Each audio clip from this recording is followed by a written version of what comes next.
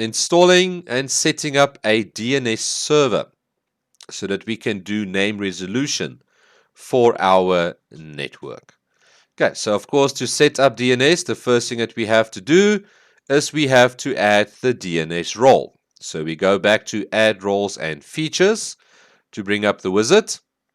We say this time, again, we want to do a role based because we're installing it on this server, hey, not a network server. Make sure we select our server name.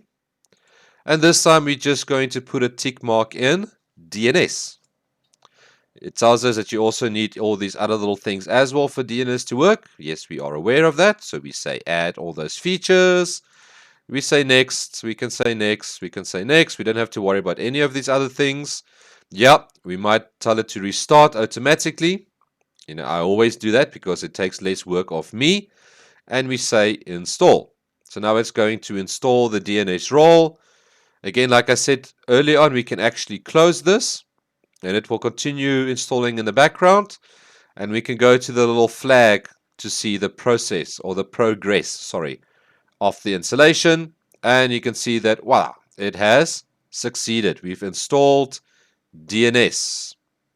Okay, so if we now refresh Server Manager, again, you will see all of a sudden now here on the right, on the left, we now have a DNS option here, which specifies our DNS server. So now we've installed DNS. The next thing we need to do is, of course, configure DNS. And to do that, we go here to Tools in Server Manager, and we select DNS. Okay, this will open up the DNS Manager. This is the tool that we use to manage and configure DNS, the DNS Manager. So we'll have our server in there. We've got all these different little options here. Global logs, forward lookup zones, reverse lookup zones, trust points, conditional forwarders. All of this should actually be familiar to you because we've talked about these things during N+. Remember, forward lookup zone is the zone that you create to convert host name to IP address.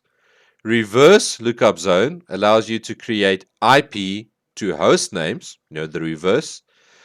And conditional forwarders is rules that you can create that will forward certain queries to certain servers.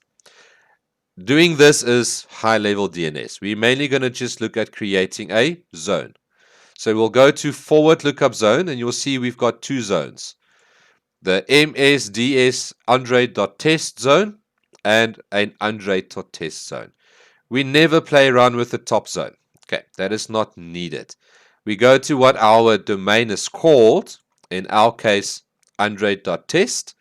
And you can see here we have already a zone set up. So we already have a couple of records in our DNS. We've got a computer name of server 2012 R2-DC, which of course is this server that we've just installed. Hey, it's a host type, a host record, and we have the IP address right next to it, 192.168.0.150. I can create my own static records by saying right-clicking, choosing what type of record I want to create. Let's say another computer record. Give it a name. Let's say this was Andre laptop test.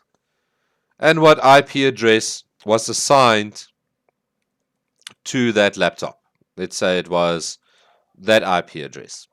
And we just say add host. Okay, well, it's not happy with something. Maybe it's too... Okay, let's just use a single word. And it's created that new record. Mostly with DNS though, you will let this be done automatically. And the way that it will be done automatically, of course, is by having a DHCP server, which I'm going to show you guys next. And then allowing that server to give out IP addresses to the rest of the network. And then the DHCP server will then update the records in DNS. And I'm actually going to show you guys how this looks like once we've done the next part of installing DHCP and setting up a DHCP server. But that's basically all you need to worry about with DNS to do basic DNS functionality. Everything else like reverse lookup zones and trust points and conditional forwarders, these are more advanced features that you definitely don't want to play around with unless you had specific training in how to set those things up. Okay.